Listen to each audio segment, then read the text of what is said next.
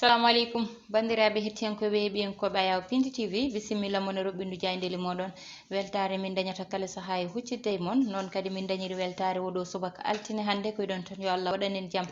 goto fof salminama e inde koɗon manama e jettoɗe serenɓe men jettaki e laal gotol calminama juura berta juuɗe ñaga duwaw yuppo e Sénégal e aduna o foof ha ɗo mboro sawo holuɗen caggal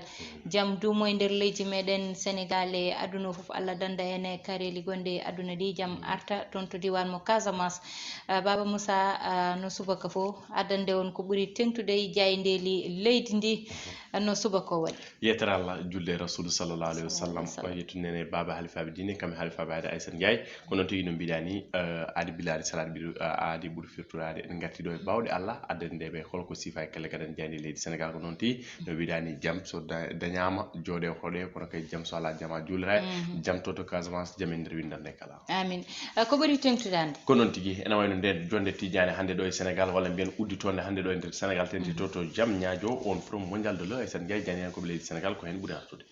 jayde les échos udditidama ko noon tigi les échos oɗo subaka e nder hello mabɓe ɗiɗaɓo hen tawe hen on musiba baɗɗo toto pourcenti sa nani ɗum noon ko toto leydi Gabon ene wayno noon ko gorko goto mo leydi Sénégal ne wiye Souleymane Diaw Aissata Ndiaye wasi fittade makko taw kayya ko ɓiɗɗo Gabonajo tigi kañum yoɓi fittade makko ene wayno noon e wiide ɓeɗon jeyani koɓe les échos ko debbo de woni sababu ganduɗa tigi ɓen ɗiɗo sehilaɓe kaaɓi ha goto yoɓi fittade goɗɗo on ɓiɗɗo leydi Sénégal naji noon ko kañum fittade mum yoɓa hen caggal kan ɓe garti ko goɗɗo mo ganduɗa tigi koko warti to Pikine iko tafa ko étudiant noon janganoɗo e IVS université virtuelle du Sénégal ene wayno noon ko kanko tigi waɗi ɓoggol e dade makko o warti e wiide ɓeɗon jeyne koɓe les échos noon ko sababu nde oɗon bam makko saabi wartugol makko caggal kan jeynen koɓe ganduɗa kay ko les échos garti e ganduɗa kay alhaali haare toto Casamance no mbiɗa joni joni ni ene wayno e wiide ɓeɗon jeyne koɓe kene tolno ujunnaji joogum innama aade walla mbiyen honnoɓe oɗon diwan dogiya tigi sababu noon ko oɗon opération armée sénégalaise e nder oɗon nord Sindia base rebelle mo Salif Sadio ene wayno noon e wiide ɓeɗon jeyne koɓe les échos ha joni noon ganduɗa ko école aji tawte toon kina tolno capantati école aji ɗiɗi Aissata Ndiaye koko guddi oɗo saaha kono de sababu ko piyande e ganduɗa kay garmi gara teska toon hakkude rebelle on armée sénégalaise jeyde besbi ko besbi le jour ɓe mbi ko ouverture oɗon 9e forum mondial de l'eau ɗo e Sénégal walla mbiyen ɗo e Diamniadio ɓe mbi ko le monde s'abreuve à Dakar kono de hande kala aduna o walla mbiyen yarata ko ɗo e Dakar no mbawɗen firide ɗiɗon kongi kono kay sababu ndeɗon jonde walla mbiyen holko ɓuuri tentude ndeɗon jonde ko haalde tigi alhaali ɗam ɗon ndiyam ɗam kay celluɗam kono kay hydrodiplomatie ko ɗum tigi woni ko sabba e ɓeɗon kala tijjiɓe ndeɗon jonde caggal kan Aissata Ndiaye ɓe garti oɗon phénomène mo ganduɗa tigi mendicité ene wayno noon ɓeɗon ɓe ganduɗa kay ko yellotoɓe ɗo e nder Sénégal e wiide noon ɓeɗon janguen koɓe besbi le jour yogue mabɓe ɓen rewɓe tawta e nder boli lamorgo ngo taw kene gonde sukaɓe mumen enen ganduɗa ko berta juuɗe ñaguma e wiide ɓeɗon janggo besbi le jour yogue mabɓe noon gona ɓesgu Sénégal gummaki ɗo jeeyaka ɗo kono kay ko to diwan mo Niger koko toon tigi woni toɓe gummi en tout cas Moussa Nia ɗum koko foti safrede leydi ndi saabu nani yiɗa wonde rafi saabu noon yimɓe ummade e diwan goɗɗo gara keewa tef e nder leydi ndi te ala ko mbatta sona yelade wona liggey wona haydara ɗum ɗo laamu ne foti ummade hen no Moussa Nia jayde quotidien rewi hen quotidien le quotidien hydraulique rural ene wayno noon ɓe mbi ko ndeɗo jonde sababu noon walla mbiyen ganduɗa kay ko ɓuuri tentude ene yewte ndeɗon jonde ko oɗon monde rural so wiyama noon woni ndiɗon no dowri ɓen ɓe ganduɗa tawetake Dakar walla mbiyen tawetake Thiès Aissata Ndiaye e wiide mabɓe noon ɓeɗon jeynen koɓe le quotidien e Madiambal Diagne koɓe tampuɓe no fewi ɓeɗon no ɓe ganduɗa tigi tawateɓe nder oɗon monde rural saabu tigi ganduɗa ko kebgol mabɓe ndiyam ko caɗele tigi caɗele molnade moole ene wayno yadde ngal ɗo natal ɓeɓe ɓayini bidugaji ndiyam Aissata Ndiaye kañumen ganduɗa so ƴogui ñalawma walla mbiyen sa ƴogui hande ma jooɗo 4 jours 5 jours taw ƴogani kala jiiɗa ndiyam to koye ɓundu walla koye woynu ene wiide ɓeɗon jeynen koɓe yo ɓeɗon caɗele mon ñawde no hannirta ni kowona ɗum ko to Kaolack ɓe mbi ko drame woni toon musiba Aissata Ndiaye musiba na rula e holko saabi oɗo musiba ko cuhlel tokosel guel ganduɗa ko cuhlel dewel ganduɗa fitan mum yoɓa hol joɓiɗo fitan makko yoɓi fitan makko cuhlel gorel ene wayno ɓe mbi ko jeygol fijirtake saabu ganduɗa ko oɗon suka to fijirano oɗon pistolet ko ɗon tigui ganduɗa ko girbi rawandu no mbawɗen wirude kuure ɓuuɓe guel ɗon cuhlel dewel ko ɗon tigui guel yaltira ɗum ne tawi nder hello naymo nden jani Madiambal Diagne so guel cuhlel ƴetti o pistolet Aissata Ndiaye gandu ko pistolet mi meeɗa yiide ɗum windire ko hors de la portée des enfants woni pistolet woni poɗɗe woni goɗɗum woto ɓattini suhaaɓe non hamni pisole c'est ça ouais. la jayne vox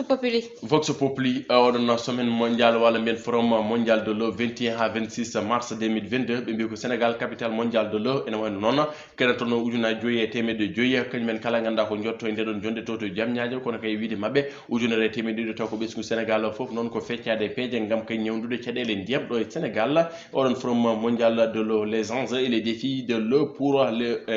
les ruraux sénégalais ndiɗon duuri ene wayno ganduɗa ko sababu mabɓe ne jeeya ndeɗon jonde ganduɗa kay tijani to jamñajo ɗum woni ko tawete mabɓe kona ɗum ko kay ɓe garti Mohamed Diagne membre fondateur de Macky 2012 e oɗon ganduɗa ko gom witego graphe o ko wonande ɗiɗon législative ay sen ndiaya il faut éviter le partage bukki entre Benno des 5 ayde jayde libération no kawɗen wiide sona scandale tan ko révélation ɓe gatti oɗon festin to ganduɗa ko mutuelle de santé des agents de l'état ene wayno ko juuj jaaj koppereje nannaɗe e cukkiri ay sen ndiaye ɓe mbi ko 780 millions pawɗi 261 413 francs CFA ko kañum de waɗa décaissé ɗum koye fuɗɗade hitande 2018 ha hitande 2020 ɗen koppereje yaltini ɗum ko tata prestataire en ganduɗa kay tawetenoɓe nder ndeɗon gollorde ene way noon foof noon ɓe ndewna ɗum e lawol marché ji kala ɗiɓe gañi e nder duuɓi nayyi ɗi kala foof ko violation totale ɗiɗon procédure uji ponnoɗi rewnede wona toon tigui ɓe ndewni ɓe mbi ko 121,6 millions de francs CFA e ɗiɗon mission ngaji kala sans ordre ni rien ganduɗa kay ko wona ordre wona haydara million ngaji ne jaltata koye ganduɗa to parna joni de ne wayno enquête exclusive woni kuddita e mabɓe ko wona ɗum ko ɓe garti ganduɗa ko ɓen kala wasɓe pittali mumen e nder ndeɗo yontere tuggude e alarba ha dimanche wiide jayne koɓe libération nayo jalti aduna ɗo e nder sénégal taw kañumen kala koko jardi koye mon walla mbiyen taw kay ko yarga jaltiri aduna pikini kota yetta wadda e on mo ganduɗa ko fayto to Bambey goɗɗo koto Bunkiling goɗɗo koto Foundiougne kañumen kala jaltira ɗon taw kay koko jargi koye mon Aïssata Ndiaye ne hulɓini jayde enquête koloski enquête ɓe wi ko le sénégalais son front mondial de l'eau eau trouble ganduɗa ko ndiyam ɗam laaɓani eau en quantité kono kay pas d'eau en qualité ene wayno ko ɗum tigui woni ko taweteɗo ene wayno le manque de disponibilité d'une eau de qualité Aïssata Ndiaye ndiyam laaɓɗam ceerta taw kay ko celluɗam ganduɗa ko hunde nde ganduɗa ne ngakke nder sénégal kono de diƴƴiɗe ene keewi wiide ɓeɗon jeynen koɓe enquête kane hello mabɓe en joyabo ha hello mabɓe jettabo indispensable diversification de l'approvisionnement et les grands projets de l'état ene wayno noon holko ɓe tigi walla mbiyen anni e mabɓe ala haali ɗeɗon diƴƴe ɗo e nder leydi sénégal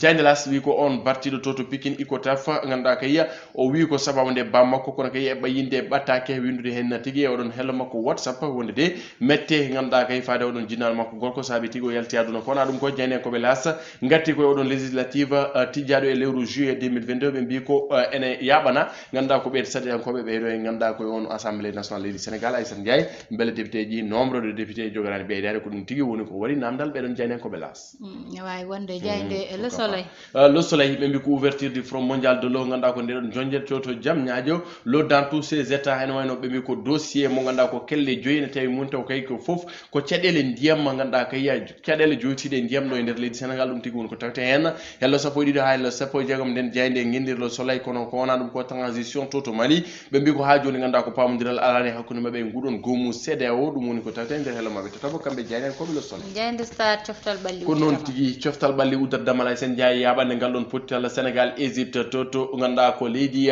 égypte to stade mo Caire ene wayno ɓe mbi ko les lions démarre le travail solondi golle ɗe no puɗɗima ganduɗa kay ko hanki ha altine kono e wiide mabɓe ganduɗa ko sappo e ɗeɗon baroɗe leydi sénégal kañumen kala ganduɗa ko gaari kono kay heddiɓe ne ɗamina e oɗo ñalawma hande gam kay yaɓande ngal ɗon pottital ene wayno noon oɗon stage ko to Maroc yaɓande ngal ɗon pottital hakkude mabɓe Égypte le 25 ɗum ko pottital aller le retour c'est à Diamniadio stade maître Abdoulaye Wade beele baroɗe leydi sénégal mbaɗa qualifié oɗon coupe du monde to Qatar 2022 kono kona ɗum ko hanki to Santiago Bernabéu la Maison Blanche était noire Aïssata Ndiaye min piyama bongal 4-0 komin voilà saya 4-0 non wuli nayi Aïssata Ndiaye oro gabonais o fimin quoi Pierre-Emerick Aubameyang on dañi 4 te ko ɗum o duyno o wi ko premier classe sikko makko omo ñaagui Allah markude waddo marki marki ha boni o waɗi hen kay non ɗon Baba Moussa en guddittu hello wongo garen ne banggal gueɗe rendo noon oɗo subaka hande arannone ko ganda kewi e nder leydi ndi saabu wiyede guila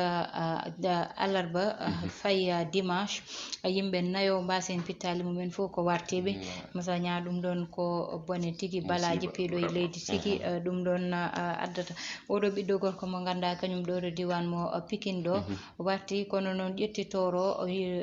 ɓaati ɗum kadi e dow bammum wiide ko bammum saabi warti Moussa Nia hayso tawi bamma ko fawi mo mette walla fayiɓe mette kanko kam Allah walli mo yettoyimo université Moussa Nia est ce que ɓurano hande o tinno e jangde makko o waɗa feere no yaltiniri yummakko e ɗen mette kanko no yalta e ɗeɗon mette kono noon cukagu ƴiƴam suka wulat saaha foof ene miijoro ɗo ganduɗa hande mawɗo so jooɗima yirta noon hakkille muɗum to yahata ɗo hakkille mawɗo wirtoto ɗon ko wiyete mawɗo ina lelo niya suka daro yiyata haydara kono noon sukaɓe ɓeydo ruttide artirde hakkillaji mumen Moussa Nia saabu wartade nde ko ɓeydande yumma mette ɗe gandani wawi rewde ɗon ha kañumne yalta aduna Moussa Nia mi haalani ni haala baba mo ƴetti toro o fawe dow mum Allah andi no ɓe koɗirno walla no ɓe gonirno Moussa Nia mbe sikki tan wadde feere ha momta gonɗi yummum ɓuuri ɓeydande ɗum gondi Moussa Nia ɗi ganduɗa ummata koye muɗum hande yaltata aduna vraiment Aissata Ndiaye ko hunde nde mbiɗa no mbiruɗa ni quoi la solution wona no wartade mi sikku quelles que soit les circonstances caɗele bawɗe hebde men aduna mi sikku ganda koɗe muño quoi parce que Allah fawra he jeeyaɗo mum ko wawa mujde aussi no mbiruɗa ni jaaha ha jeɗɗa université quel que soit bamma fayima mette walla bamma yiɗama walla bamma ko wurnuma kaya mbeya tu as un défi à relever aujourd'hui bon voilà jaafuɗen mayɗo welani wiide mais bon voilà ɗum noon kadi ene jeeya ganda ko no mbawɗen waɗi ɗum expliqué ko fuite de responsabilité quoi no mbawɗen wiide ɗum par ce que hande woni ko kalɗo emo haalani mais ça qu'on vit avec ces problèmes ko wuuri ko omo wawno joddade élève classe mabɓe omo waɗi ɗum expliqué waɗamo expliqué le pire walla le double kañum ko wuuri holɓe gonɗa hande jiyani yummunen jiyani bammunen vive seul nguuri ko SDF tu vois donc nak mi sikku ce n'est pas une solution et aussi banggal diine wartade mom Allah ala ko haali hen wartade mom min tagma min adduma e aduna kala caɗele jiiɗa ka muño wallay Moussa Nia ɗum ɗon hande koko probléme tigui Moussa Nia ngal ɗon banggal saabu sa yi mawɓe ena mbarto ñanden ko toon to diwan mo Saint Louis yiyama mawɗo mo ganduɗa kañumne haɓɓi ɓoggol e dande muɗum wasi fittande muɗum e gorkajo oɗo kadi kaleteɗo kañumne haɓɓi ɓoggol e dande muɗum kañumne warti Moussa Nia e goɗɗum ko ganduɗa ina hulɓini Moussa Nia ha ganduɗa a famatani holko woni haqqillaji yimɓeɓe fo tan ko wiide yo Allah dandu en Moussa Nia yo Allah ruttin haqqillaji kono yo Allah waɗanen jaam fawtana en ɗeɗo caɗele Moussa Nia ɗum woni l' essentiel o kadi seyɗade iblis omo heewi doole et des fois ala neɗɗo sa yimo mo waɗi triste mo joñi rek noddumo kala e makko parce que c'est très important cette année remonter la personne le moral et gueɗe baɗe noon parce que alandi c'est bon de motiver une personne wadde mo motiver wadde mo oublier ses soucis ses peines parce que des fois aɗa yiya école ndara neɗɗo rek mbiya oɗo vraiment il a des problèmes quoi min mboɗo yiyatno taw min mboɗo jogui temedde jeere sukaɓe Moussa Nia hay goto seɓorani goɗɗo woni ɓe tawanma aɗa waɗi triste eɓe mbanma chawite aɓe toñmaɓe ɓuura ɓeydude e ɓerde ma mette et c'est tel n'est pas le cas parce que nan min mi yani école mi yiya neɗɗo omo waɗi isolé ou quoi mi ara mi yoramo qu'est ce qui se passe mi ƴewata andude holko woni dow mo walla holko wuuri mais mboɗo andi vraiment quel que soit omon e probléme quoi waɗamo remonter le moral par ce que taw min ɓuuri ko heɓde probléme mum alors que la vie ça fonctionne ainsi quoi mbaɗen motivé e nder men mbadden conseil nder men sa joguima caɗele kadi yaltinde nde won noon sa yaltini ko soulagement wonata quoi kadi yaltinde e on mo poɗɗa yaltinde noddu Aissata Ndiaye mbiya min de ko ni bon wona peeje de Aissata Ndiaye ma waɗa remonter le moral parce que ɗum noon ça conscientise quoi ouais c'est très important non tigui ne hulɓini ne muusi koyɗi konngudi guddeten ruɓindu jayndel ɗi tottude adi janggo so Allahu lamdo jaabi bani mon debbo Aissata Ndiaye bamo Moussa Nia heɗen ene banggal caméra o ko Ibrahima Thiombane e Oumar Ba